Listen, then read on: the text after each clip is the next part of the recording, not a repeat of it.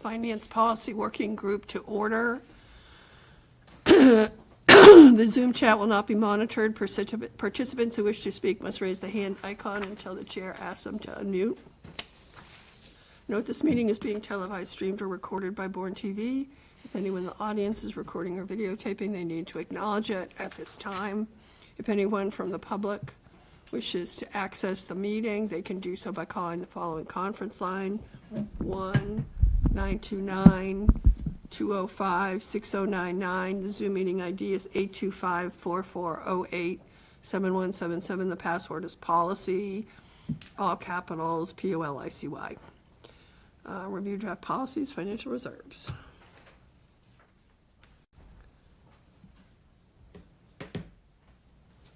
Okay, that's a wrap.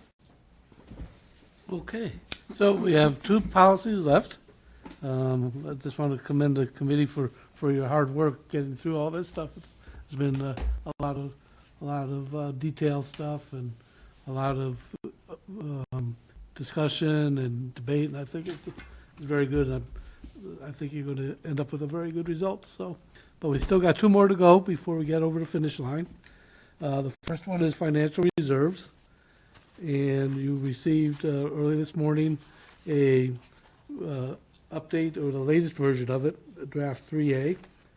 And just to go over the differences from the last draft that you saw to the one you're seeing here tonight. If you look at the second page and go down to stabilization funds. So there's been a recent change in the law concerning how stabilization funds are established and how money is put into them and how money is taken out. And just so you're aware, under second sentence, the creation of stabilization funds require a majority vote. That's not correct. We're going to have to change that. We will change it to 2/3 vote. Appropriation of funds into a stabilization fund is by majority vote. That's correct. And then another change that was just recently adopted by the state law is appropriation of funds out of a general purpose stabilization fund requires 2/3, which is the same, but the change is that a appropriation out of a special purpose stabilization fund only requires a majority vote. So I'll make sure that that wording is reflected in the final document. In this section, page, 2, stabilization funds, that's all going to be rewritten to reflect what the current law is. And there's no limit on cumulative balance on all state. No, nothing. Wasn't there a limit before on the stabilization not being like more than some percent, or maybe not? Might have been before municipal modernization. Yeah, I looked up the underlying law, chapter 40, section 5B, and there's no reference to any limitation. There may have been in the past, but not now.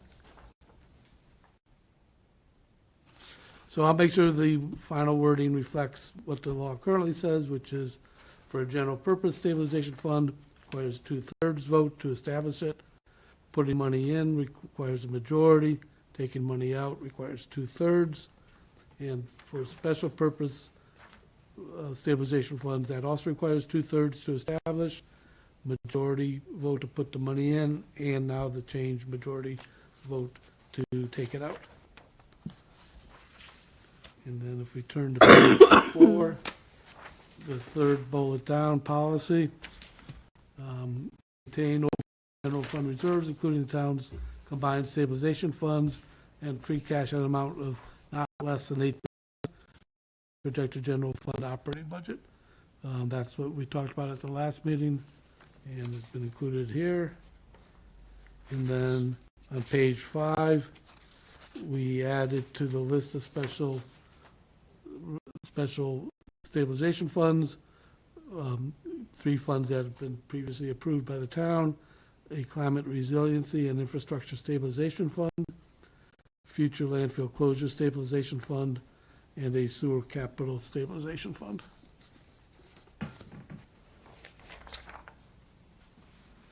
And out goes over the changes that were discussed and included in this draft, so I think it's ready for, if there's any more questions, this is ready for a vote to send it on to the selectmen.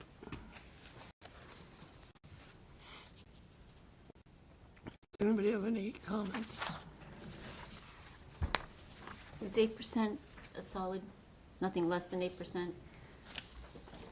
Yeah, we kind of had this discussion last Oh, meeting. sorry. You weren't, no, it's okay. But, Isn't the norm around 5? but this is culmination, so we did free cash at 3 to 5%. And stabilization at, what did we say, 6 to 9? 6 to 10? 6 to 10. So at the lowest point of those policies, it would be 3 and 6, it would be 9%. So what we're saying, under no circumstances would we go below 8%. Okay. So that we're going to try to maintain, but really the Yeah, and the range, I 9 can see to why, right. 15% is what our range is, but what Marlene was trying to establish was like sort of a full, like a bottom line, like this is like the real bottom line, that we're, Okay. yeah, That's the point Yeah. I was trying to get to, Yeah. like the bottom line yeah. is doable And it's and it's safe. Yeah. Yeah, Yeah. yes. Did we figure out with the future landfill closure stabilization fund? Is that a general fund or an enterprise fund? It was originally reserved ISWIM enterprise funds, and then it was transferred into the this future solid waste stabilization fund. So at this point, I would kind of consider this as part of our general stabilization funds, not specific to. Yeah, because that happened at the same time. I think we changed some of the fund to a stabilization fund. There was some change in the law where it had to be a stabilization. It couldn't just be a reserve fund, it had to be a stabilization fund, right? Possible. That's Yeah. what- yeah. So even though it started out as an enterprise, it's in the general fund?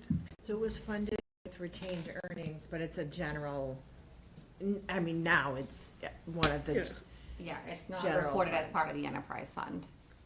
Yeah, and I think what happened, transferred that future, whatever the original fund was, they transferred it into this future solid waste stabilization fund. And so then the question is,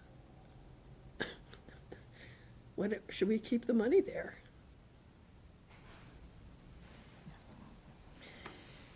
well, I mean, I think if there's any intention of using that using that stabilization fund to backfill the operating budget, if ISWIM loses its permits, or if ISWIM closes, then you leave it there.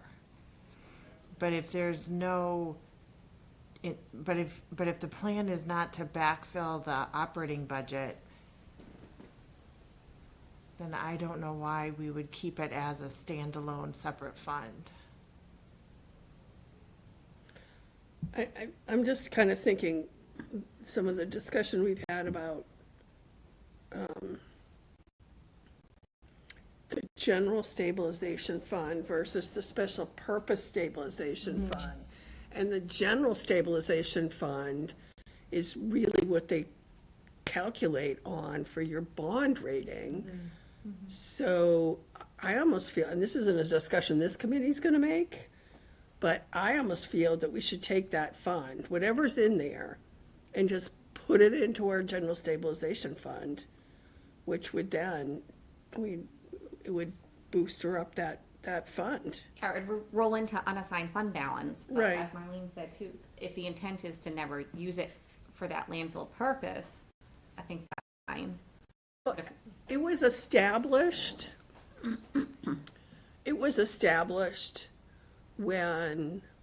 before the site assignment. It was established before we did ash. So there was a point in time when the future of the landfill was looking to be closed by 2025. And so they said, well, maybe we should put something aside because we use you know, spend $600,000 of our, you know, and so that, having 500,000, it would help for 1 year, but Yeah. I feel like I'd rather have it in future, in regular stabilization. That's just my thing. It's not the cost of closing the landfill, No. but that's what it says. Yeah, That's not what it's for. question. Yeah, and that's not what this fund is for. There are closure and post-closure funds that are mandated by DEP, which are kind of talked about maybe in the ISO policy. Yeah. Those funds are what cover the cost of closing the landfill. This fund is like what Marlene said. We have budgeted 600,000 of host community fee every year to support the budget, plus a bunch of money for the indirect costs. And so if there was something happened where the landfill wasn't operational or had to close, it could have an impact on the budget. All right, so change the wording from anticipated cost of closing landfill to accumulate funds as a way to offset lost revenue and indirect costs related to the closure, something like to that effect. Well, yeah, or sudden closure. I mean, that fund was set aside because we thought we were gonna close. And now we've got a plan, we've got long-term contracts, we have a plan for expansion that's gonna go for a significant period of time.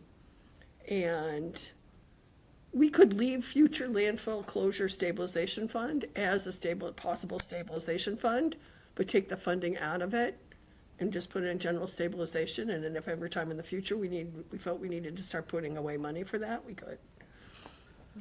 I'm chasing AAA. Yeah, and this would also be like, if there is some debt service with the end, so this would be to cover those existing debt payments in the event that they didn't have revenue. So I think Yeah. that was the intent of part of this too. Right, but we also had a point about when this happened where the retained earnings were like tanked. Like, there was, about the time we were building DPW, it was like 2008. So we had an economic downturn in 2008, and so there wasn't any construction, there was no C&D income, there was no income.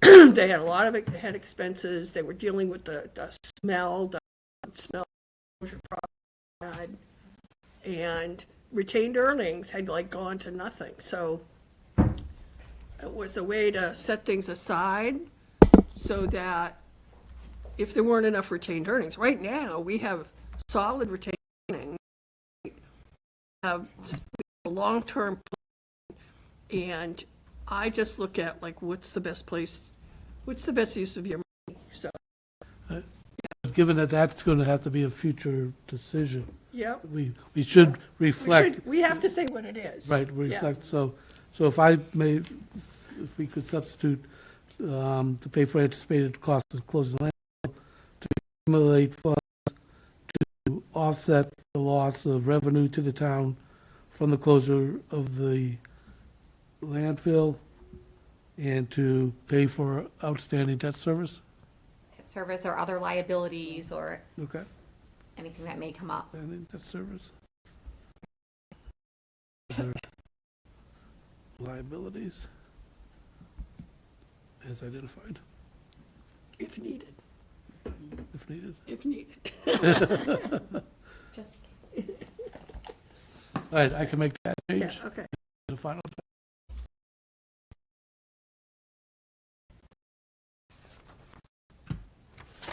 Okay, I will say, Michael just texted me. He was on that this. Not. Oh. This one predates me, and there was a whole lot. I mean, this goes back to 2013. Yeah, you'd have to go back in the minutes of the board meeting or something. But that would be revenue to the town, because they're not directly paying for curbside trash, right? No. Well, no. That's an indirect cost, It's an right? indirect. right, Yeah. right. So you wouldn't say that it was to pay for it. It's lost revenue. Yeah, it Because is. now we have revenue that's coming to the town. I guess I think the lost revenue will cover. When we, but we might have lost revenue for host, community, and indirect, Okay. right? Yeah. Indirect, whatever, there's another word that goes with indirect. No.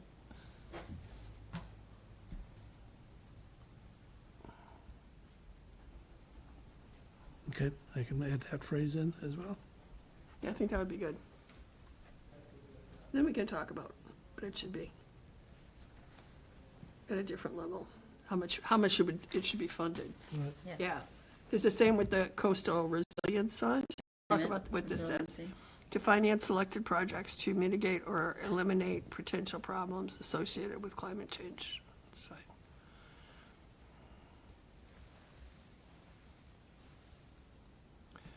And on the sewer capital stabilization fund, the funding has to come from retained earnings, right? So if we have application fees that we were originally trying to set aside into this fund, it has to go to retained earnings and then get transferred. It should Yes. close out Yeah, first. okay. And that's also referenced in the section about sewer enterprise fund retained earnings. The last sentence, these amounts could accumulate as unappropriated retained earnings until the capital need arises or could be appropriated annually into a special purpose stabilization fund created to fund capital projects.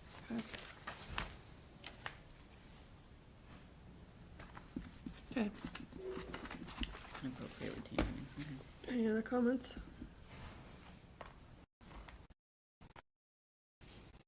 So are we good here?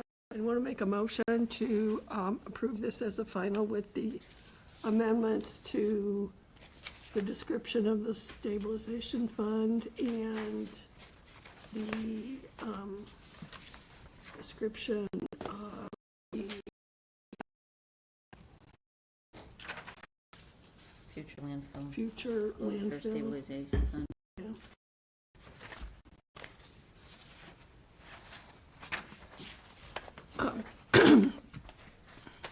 I'm going to say that I am still not really comfortable with the lack of benchmark in the sewer enterprise fund retained earnings. There's no benchmark, there's no measure, so I'm not going to make the motion. So someone else needs to make the motion.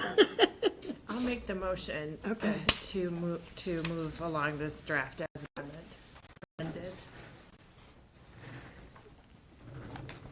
Is there a second? Second.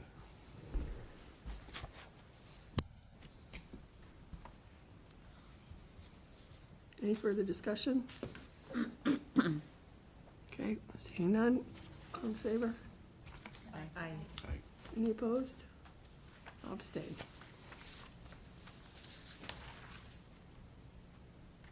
4, 0, 1.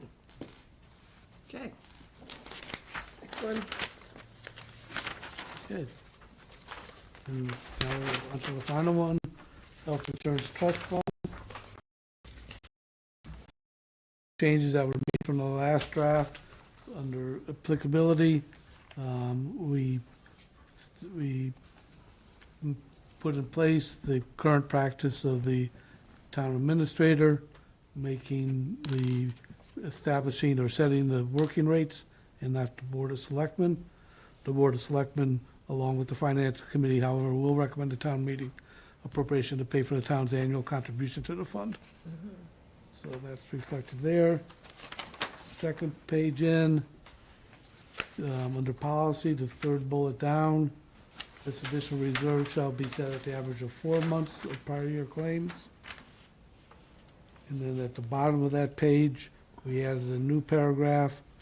The town of Bourne, through its select board, has adopted the provisions of Mass General Law, Chapter 32B, Sections 21 through 23, which provides for an alternative to traditional collective bargaining procedures to make changes in health insurance benefits. The town will continue to use the health insurance, the provisions of Mass General Law, Chapter 3B, Section 21 through 23, when implementing future changes to the town's health insurance benefits. And that should just be 30, that should be 32B. Okay, I'm sorry, 32B. That's it. And then under procedures, Marlene, if you could send me those dates, I'll include in terms of providing deadlines as to when work will be done on establishing the annual working rates. And we remove the paragraph that was there that's no longer should be about the selectmen approving it. And then under references, we just added that reference to chapter 32B, section 2123.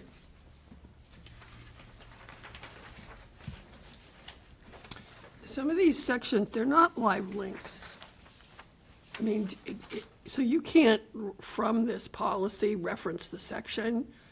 So it's, the chapters, the laws aren't a problem, but some of the other stuff, it's really hard to find. I tried to find some of the stuff, and I couldn't find it, so if there's any way that those could be some sort of links. They're gonna expire Yeah. at a point, but at least for originally, when you're adopting the policy and people are looking at the policy, if they want to look at that, then they could. Yeah, I think that brings up a good question is, do we assemble these into a policy book? And then these are as appendix, we keep them as an appendice? The references, Yeah.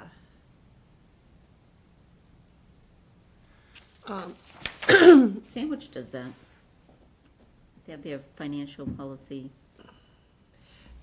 I'm book not, and then have, it's something where, I'm just not sure, kind of, does the board want these to be kind of independent standalone policies that are just put in your general policy book, or do you want to have a so that thing brings specific? up the question of how we should be organizing our policies, which are completely disorganized. I think this is like one policy, because they reference so back and, I don't think you can have them as standalone policies, because they reference so back and forth, it's really, that's just my opinion. I mean, this is our financial policy, right? Well, I think if, yeah, I think if we have it as a, not standalone, but has it as a, Town of Bourne financial policies, and then this would be all listed under, I think people don't want to rifle through a long, table of contents to look to see, especially where financial policies are come budget season and things like that. I think if we have, envisioning the user-friendly type of, website, then they could see, okay, financial policies, and they're all there. so I think if you can share kind of your once the language is final, if you can share your OneDrive or. Yeah, so obviously after we vote this final thing, I'll work with you on putting this in final format and ship it over, and we can make sure it's in the Yeah. format that you'd like. And then we can organize it however the board likes. Yeah, and I think sewer regs, you know how we had there was a, there's a table of contents where you can kind of go to the different parts of it. And then we have appendices. So maybe all these links to all these things. But I just found, and I'm going to say it was really on the financial reserves. Like, there were two references that were really difficult to find out what they were talking about, and what they were saying, what they were referring to was in those documents. So links to those documents would be helpful, I think. Just Know what, MJ? Do you know what the ones, the. Well, I mean, I know how to find the laws, so that's not an issue. But,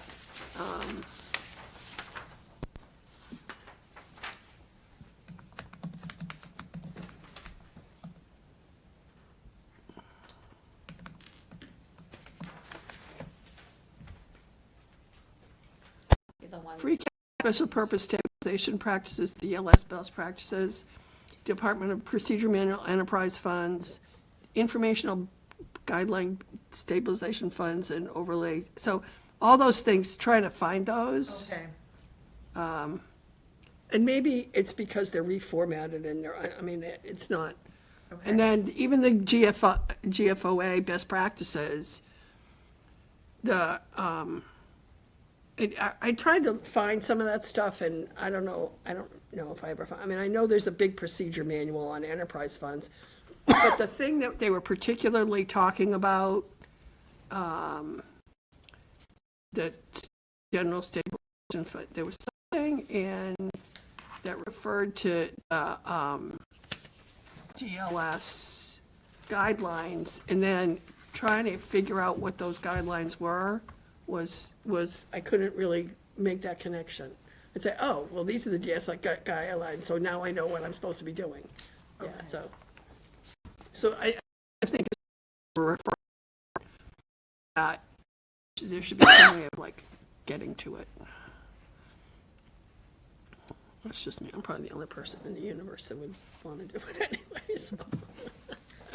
But if we can kind of have your source list, and we can put Okay. together. Sure. As soon as the government changes their website, the Yeah. links all go.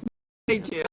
And We had it was a best practice, Mass Municipal Association best practice on code of conduct, which when they first wrote it, all the links were live and for a couple of years, but then like you try to do it now, forget it. You can't get to any of them because they've all probably changed, but Yeah. yeah, you can sometimes search and find them. How is this going to be approved? Have you thought about that? Like last time we had, I don't recall if the superintendent and the school committee signed off on it. Signed off on it, the town administrator, the finance director, the chair of the finance committee, because after its finance committee vote, finance committee met and voted it. And then, that's kind of I think a rule of thumb, that you get everybody on board, that these are the financial policies that we're following and everyone's agreed to them. But that's, I don't know. I think that's a decision for, the boards. My recommendation would be, I think it's more important that the boards sign off on them than an appointed, position. But I think if the finance committee votes and authorizes the chairman, if the select board votes and authorizes the chairman, the school committee, and same for the school committee votes. The boards are the policy setting bodies. Okay. I think the finance director, just me, that you're on board with what we've decided is kind of like, we're all together on this. That's to me the idea. We're all together on this and we're gonna. I have no problem signing as well. I think the authority is with the policy setting board. we're more in witness of, because we need to do what our boards tell us. Right. And then, Basically, or we don't have a job anymore. and So, then we, yeah. right, Yeah. and then I'm fine with the board, yeah. we're the implementers. We can witness it, Yeah. yeah. Yeah, We we were can, time and we part of the procedure. Right, Happy by to the do that. process Yeah, anyway, yeah. in that decision-making. yeah. I mean, we can certainly sign it. I don't think that our signatures have the same weight as adoption by the boards and committees. Or maybe it's adoption by the select board and an affirmation by the committees and the other people. I think that's something that, I We'll have think, to, Yeah. I don't know how other people do it, so I know how we did it in the past. Well, each town is unique. I think the most important vote is the vote of the select board, because these are the town financial policies, and it's the select board that is in charge of establishing policy for the entire town. Having separate votes by the finance committee and the school committee would certainly be helpful in getting that buy-in. But once the selectmen voted, it's everybody.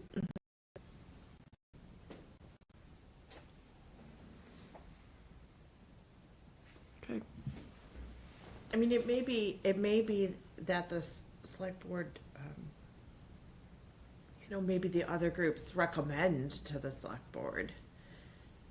And then the select board adopts and, the other groups go on record in Yeah, support of it. I'm somewhat thinking, like, how do we do this? Do we have a meeting to present it? Do we have a meeting where it's presented to the select board and other committees are invited? I don't know. We just need to think a little bit about process. I don't remember how we did it in the past. I do know when we changed the when we changed the OPEB, I think we had a joint meeting of the finance committee and the select board. It was up at the high school, and then it was just a signature of the chair of the finance committee. I guess affirming, whatever, that the finance committee was in agreement. Okay.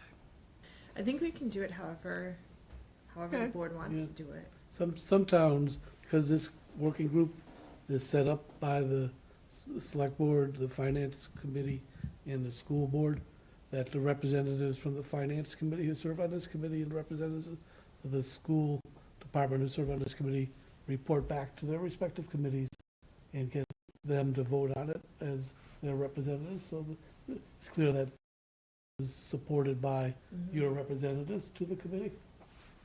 That sounds- Has there been any reporting back? Has it been an agenda item?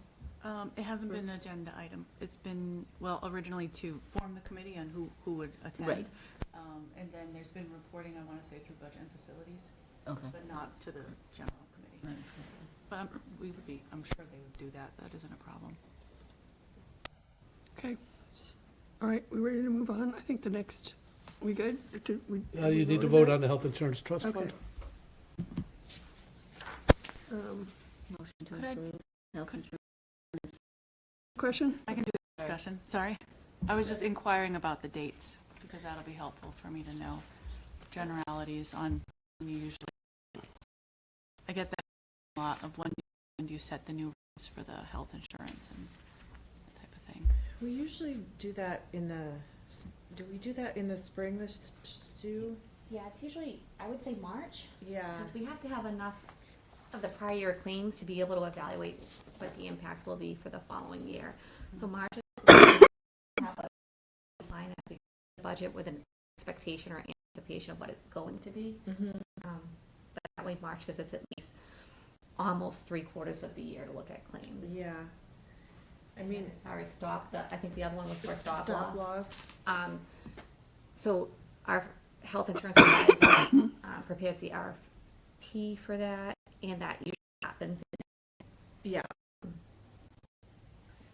So for the first blank, I would be happy to say March 15th. We generally do it by then. I'll go back and just double check some of our meeting dates, but Yeah. I think that should be doable.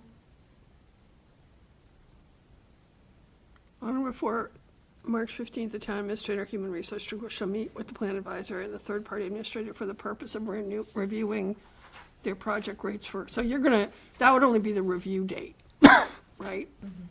On or before the administrator shall meet with the administrator to determine the stop loss. And that's in May.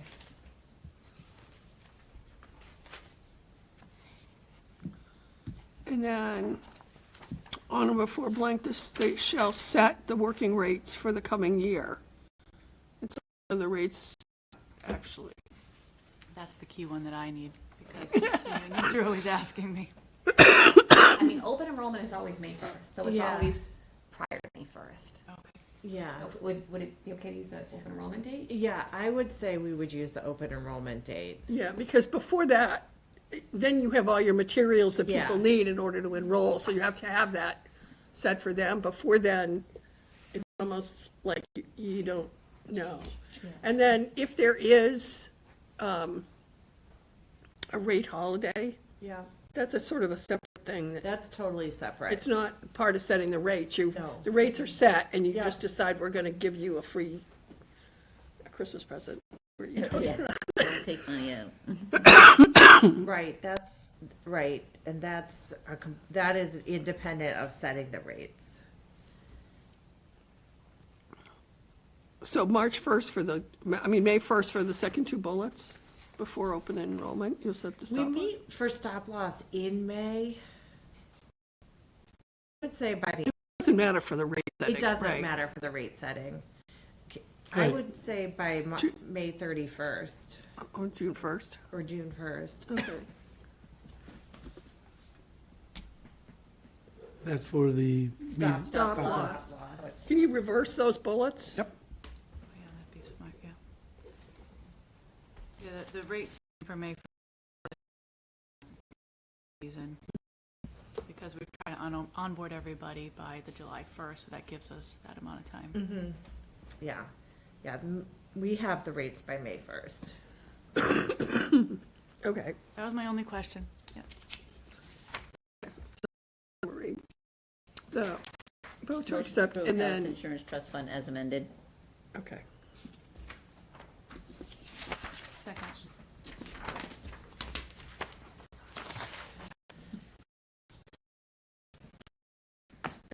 Any discussion? All in favor?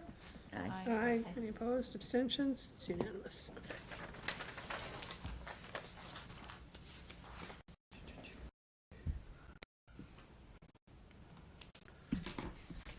All right. So I'll work with you in putting these in final Yes. format, and Yep. we can get the work done. So, but obviously, the work has already been completed, and that's to repeat what I said earlier. It's been a pleasure working with all of you, and I Thank you really for, appreciate the attention and the work that you put into it, because I think your final product is certainly going to serve the town very well going forward. Thank you. Great job, very detailed. okay, so the minutes are in here for the minutes of, I think that's the next thing I know.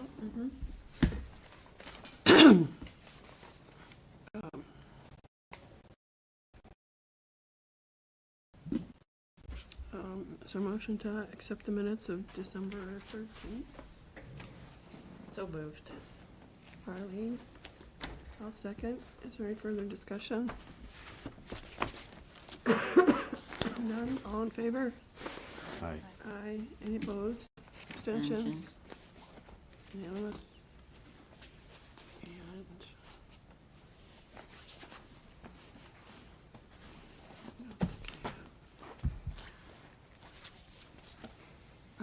do we need another meeting date, or are we done? No, I think once we have the compilation, then I'll share it with all three groups, and